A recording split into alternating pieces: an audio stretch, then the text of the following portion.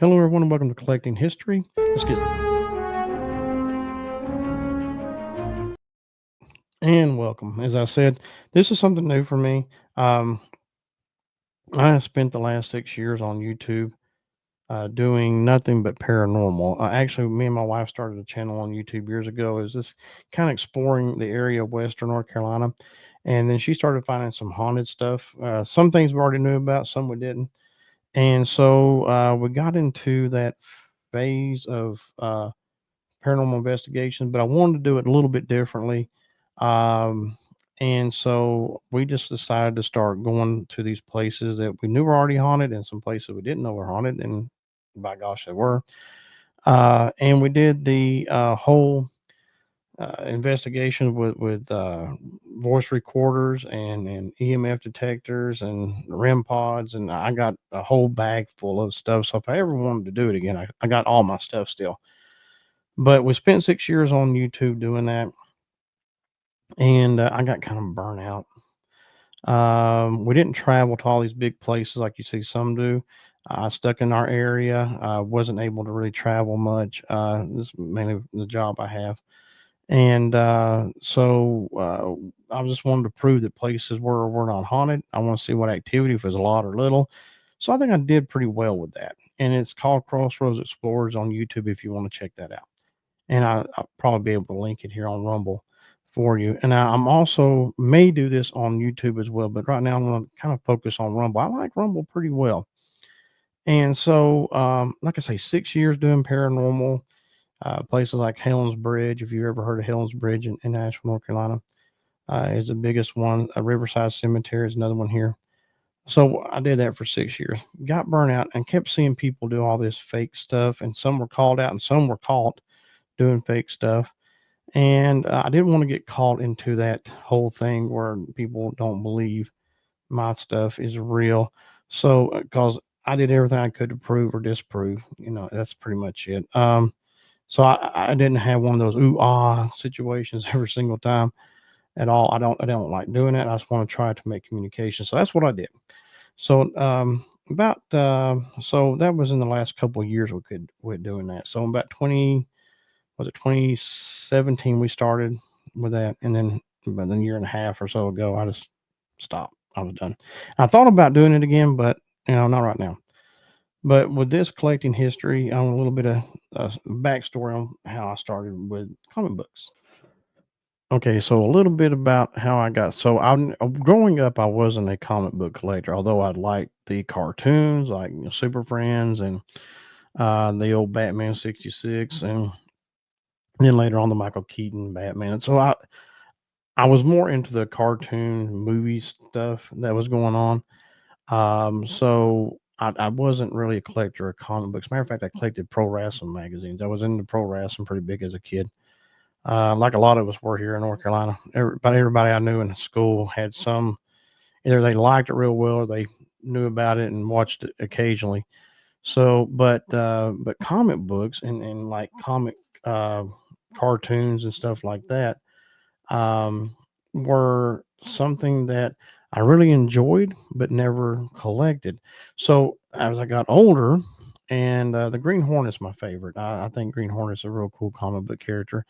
And when I go to comic book stores in our area here, it is like a treasure hunt. As a matter of fact, I went today and to my friend Scott's store. I've known him for like 30 years, and he runs a comic book store here. But he had the only thing Green Hornet he actually had that I could find was some with the Long Ranger, more of the modern stuff from the Dynamite Entertainment, and I already got it. Already got all that. So he didn't have anything back issues or anything Green Hornet, and that seems to happen with a couple other places. We only just got maybe I want to say three. I think all we have now three designated comic book stores, and then we have some that are like have like video games and books and things like that. So they're not designated, I guess you could say, comic book stores. So they're harder to find Green Hornet stuff. So a lot of stuff I've gotten, I've came across was at a thrift store one time. So this is about 11, 12 years ago.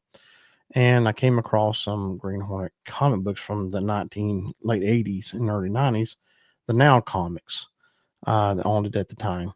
And so I'll show you some of those in a moment. But I had a good friend of mine I worked with at the time as well, in that time frame, 11, 12 years ago. And I was talking, we got talking about comic movies and stuff like that. And he said, "Hey, look," he said, "I'm going to sell." I don't know if it was all of his collection, but he was selling a bunch of his stuff. So he had like 5 boxes of comic books. Most of it was X-Men, Fantastic Four.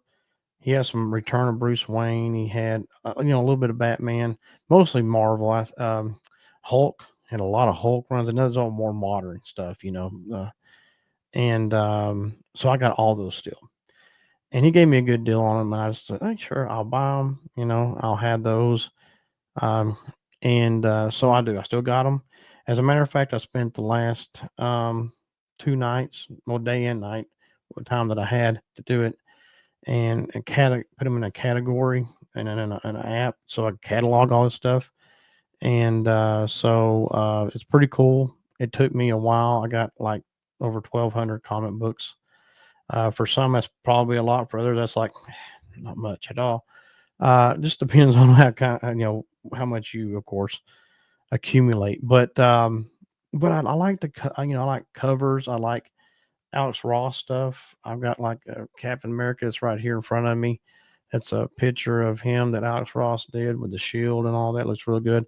Got another one. It's Kingdom Come cover. It's right up here. And around the corner over here, I have a Daredevil. All that's Alex Ross. And of course, I got a lot of other stuff, Batman and Flash. I like Flash a lot. And another Captain America. It's not an Alex Ross, but I did pick up at a comic book store. And so, yeah, I'm actually going to be redoing a thing back here, right there, that I'm going to be redoing. It's all going to be dedicated to Green Hornet. I do have an old 60s Green Hornet with Van Williams and Bruce Lee, which got me into the Green Hornet real big when I watched that series on YouTube one time. Somebody had the entire 26 episodes. That really got me into the Green Hornet. And so I like Van Williams and Bruce Lee. I hated the new movie, by the way. There was with Seth and all those guys. I hated that movie. I do own a copy of it because it's like in a dollar bin or 50-cent bin at a Blockbuster. It was shutting down. That's the only reason I got it. But I do have some VHS of the old Green Hornet serials as well back there. And along with a picture of Van Williams and Bruce Lee. And I also have Funko Pops. And also it sits on my desk are these little things. With that one. So my sister in Christmas time got me these two. So they always sit on my desk all the time. Um, so yeah, I'm a big Green Hornet guy. I like Lone Ranger pretty well. I like Batman. I like Flash, but my biggest thing is the Green Hornet. And I've had people I've told that before. It's kind of funny. They're like, "Who?" Some people don't even know who Green Hornet is, or some are like, "Oh, okay, it's Green Hornet." Uh, But if anybody ever redoes the Green Hornet with a TV show or a movie or whatever, please do it more like Van Williams or Bruce Lee. That was awesome. That was good stuff. Um, yeah, don't do it like Rogan and all that. Oh, those guys were bad. They were awful. That was a horrible movie. Anyway, not a good depiction of the Green Hornet. Van Williams did a heck of a job. If you've never seen, you can find it on YouTube. All 26 episodes. Um, they're all really good. That was done well. 30 minutes of a show, and some are part one, part twos, and things like that. So, anyway, so what I'm going to do, like I said, back on that shelf is dedicated all to the Green Hornet stuff with my comic books and with the statues. And actually, the box was pretty beat up with that statues, but the statues were in perfect shape. And when I got it for like 10, 15 bucks, I couldn't complain. And so yeah, so I found like the Funko Pops and that's all. So all that's going to be Green Hornet with green lights at some point in time when I get that done. I got to find some things to stand up to comic books, the ones I really want to put out there. Anyway, enough rambling about the Green Hornet. So I'll talk more about the Green Hornet as these episodes go because I just love the Green Hornet. And also, there's another one like Crimson Avenger with DC. If you never heard of him, he's very similar to the Green Hornet, so check him out. I do have one thing of Crimson Avengers comics that is like a series set. Um, and I want to say it was like in the 80s or 90s, I think. I can't remember. Just to have it because it's very similar to the Green Hornet. But anyway, let's take a look at some of the comics I've got and ones I started out with. Okay, so like I say, some of these comic books, I got them actually in these plastic sleeves, and I came across these sleeves. I didn't get many of them. They're really cool. They're like a little bit, not real hard plastic, but they fold up and snap together, kind of like that. And so that's what I actually started out with. Cause a lot of these comics that I have gotten over time are not bag and board or anything like this, but these I can't remember where I got these plastic ones at. Um, I can't remember. I think it was at a comic book convention or something. Somebody was selling a bunch of them, maybe in the comic book store. Anyway, it's been a long time ago. But anyway, I put all my, not all, but some of my Green Hornets in it. So there's one. This is the Now Comics, and it's the free limited edition. Had a hologram card, and it actually does have the hologram card in there. Pretty cool. Here's another one. There's no particular order, but I'm just going to show you some. Well, that light is not all that good. But anyway, so anyway, they are. Oops. So like here's another one I like, and actually I want to just pop it open, and then you might be able to see it better. So these had a good little run a while back, and it has the Van Williams Bruce Lee with Batman and Robin from '66. There was a crossover. Actually, there was two crossovers with Batman '66 and Green Hornet.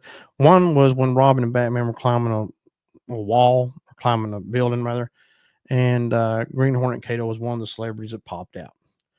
And then another one was they had a two-part episode with Green Hornet. I think it was in season two, and basically, I think it was just trying to keep people involved in Green Hornet, although it was only one season, unfortunately. And then the stamp factory, glue factory, or whatever it was. And it's been a long time since I watched that episode, but anyway, it's a crossover between them. And of course, the Green Hornet had to play kind of a good guy, bad guy type situation. But it's a really cool little episode. And so that's the only two times they showed up on Batman, but it was still under the same banner because William Dozer and the whole nine yards. So it was pretty cool. It was a really cool crossover.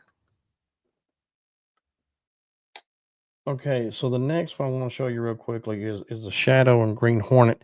Now I don't really like the kitty like covers, not a real big fan of those. But it was what Scott had at his comic book store to do the entire set. So I think like one or two of the comic books were like adult looking people, and then the rest were like those little kid things. I'm not a fan of those at all. But to get that complete set, I got that one. But again, a lot of the comics that I got for Green Hornet are the old 80s, early 90s Now comics, which are really good. It tells a good origin story behind it, and it kind of goes back to the radio days, and then the serial days, and then the Van Williams and Bruce Lee days, and things like that. So it actually is a real good series. If you get a chance to check it out and you like the Green Hornet, please do. I think you really like it.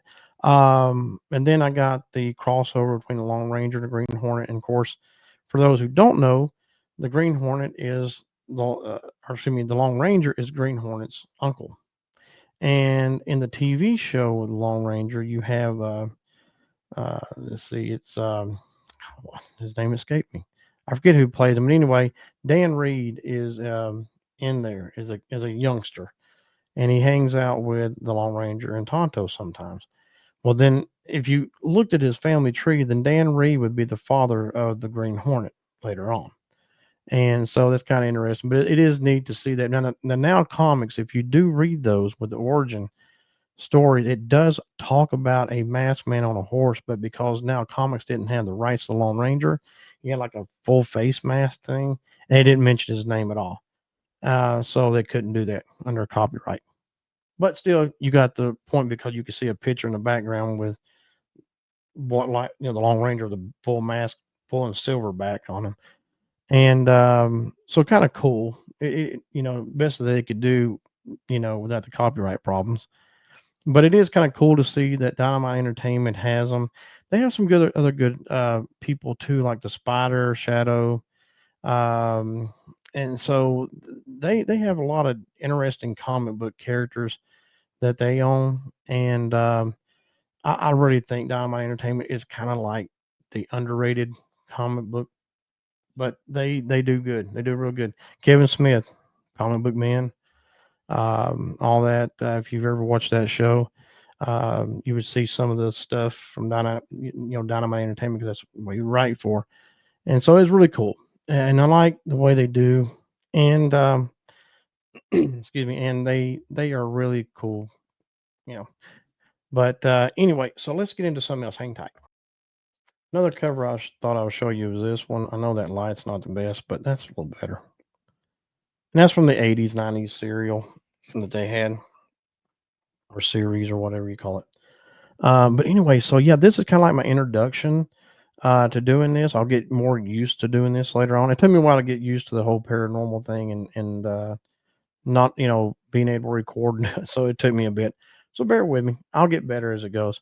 And I'm not really done anything comic book related before. I've talked about it in my paranormal stuff a little bit, but never delved into comic books and stuff like that. So again, I'm a collector, not a strong avid reader, but I do have some key comics I do want to go over with you in another video when I maybe do my second one. We can go over. I do have some keys. So basically, what I use is an app that I can put all these and catalog and categorize them by their, Spider-Man, Batman, or whatever. And then it also shows key comics. Now it also shows a price.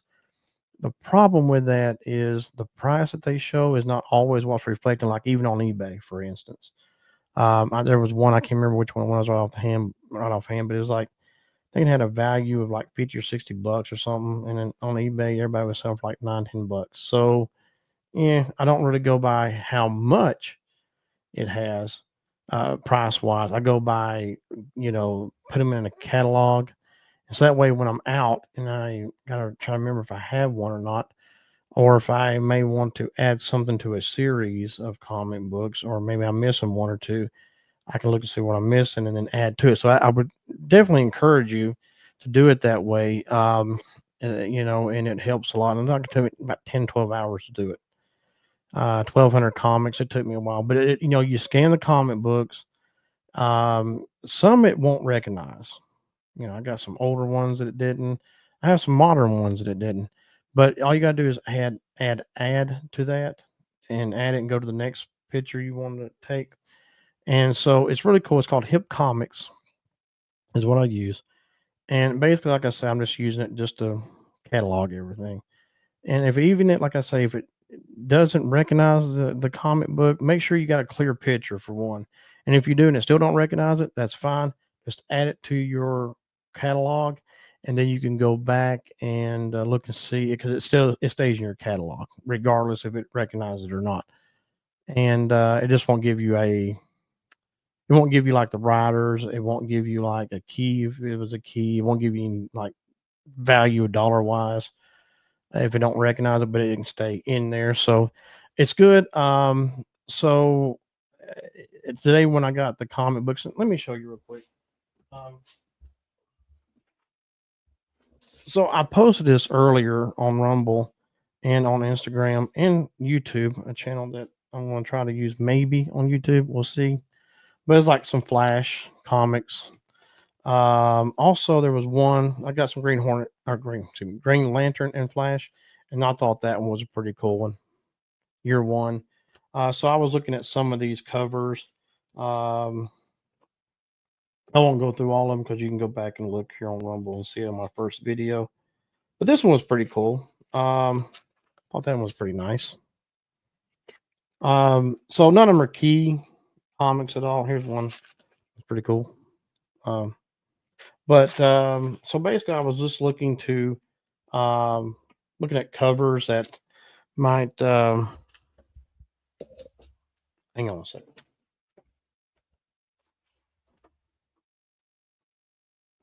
I still got to put them in their respective places in their boxes over there, and also get them. So I had uh, I got 12 boxes.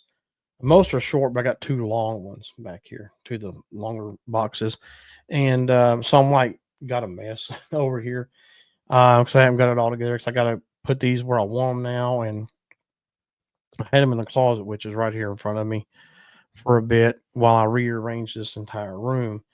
So it's kind of like so this room for me is my escape room, I guess you could say, my man cave, my game room. I got an Xbox, so I guess you can call it a game room too. So I got comic book stuff. I got patriotic stuff, as you can see. I got here. I got Kansas City Royals, New York Giants. That's my two teams, and then I got the Kansas City Royal right there, the World Series championship from 2015. The picture of the team, and then I got like Darth Vader here. I got Batman. I got a Green Lantern ring. Got championship belts from the NWA stuff back in the day. TV title, US tag, world tag, Mid Atlantic because that's where I'm at, in the national.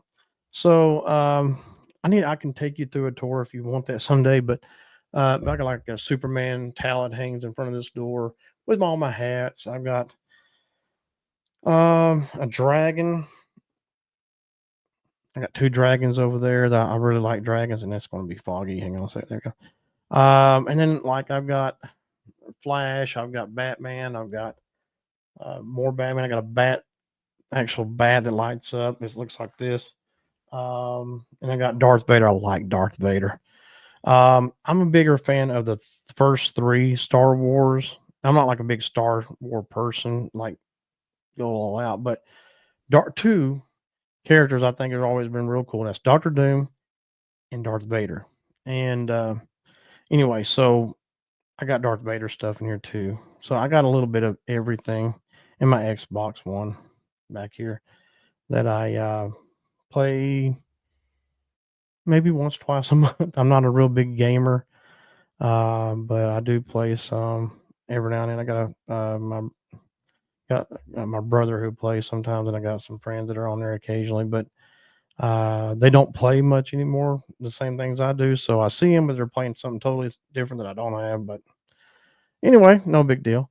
But anyway, so this is just kind of like an introduction to me, an introduction to what I'm doing. I plan on from time to time recording out. We do have a Comic Con coming up in I think it's September in Asheville, so I'm going to try to make that. I missed the last one we just had. Now I also have on my Crossroads Explorers channel two or three Comic Cons that are on there. I'm going to have to like download them and put them on here. They're a little older, like 2017, maybe 2019, 2020, somewhere around there, around that time frame.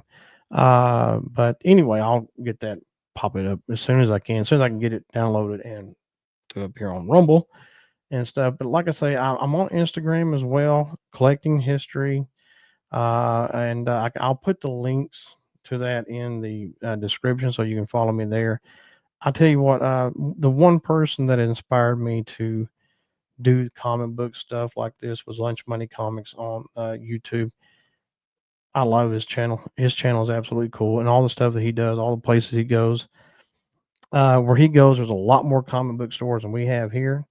But like I say, I think we have just like three that are designated comic book stores, and the rest are kind of like comics, games, or like video games, or like books, fiction, nonfiction, this and that.